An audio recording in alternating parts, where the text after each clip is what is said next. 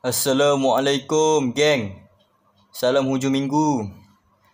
Okey, aku baru lepas balik jogging 5 kilo lebih.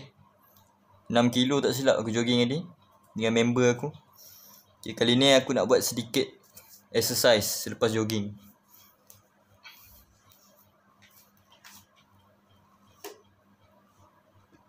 Kan sini. Tidak.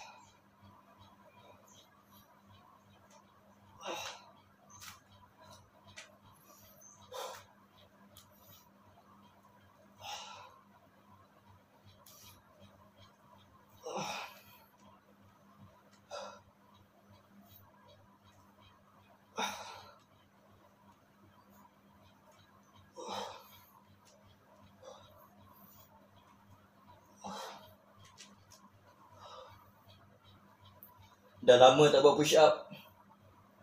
Berat gila badan. Rasa macam ada benda dalam badan.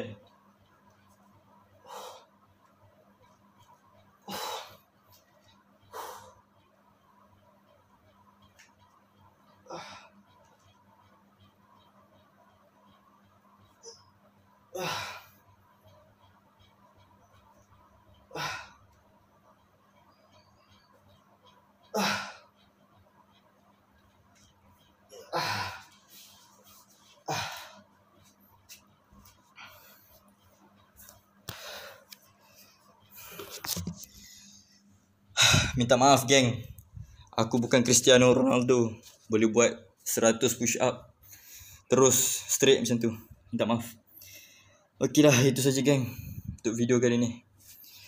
Oh, sekejap lupa nak buat lagi satu exercise.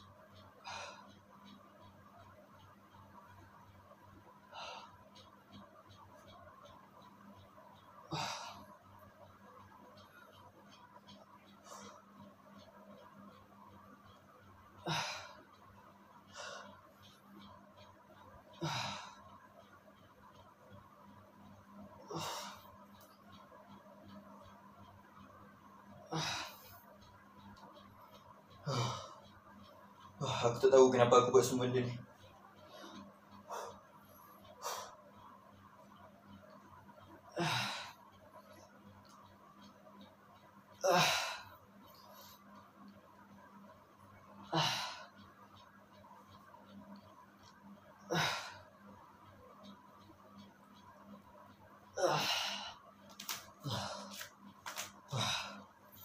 Itu saja geng.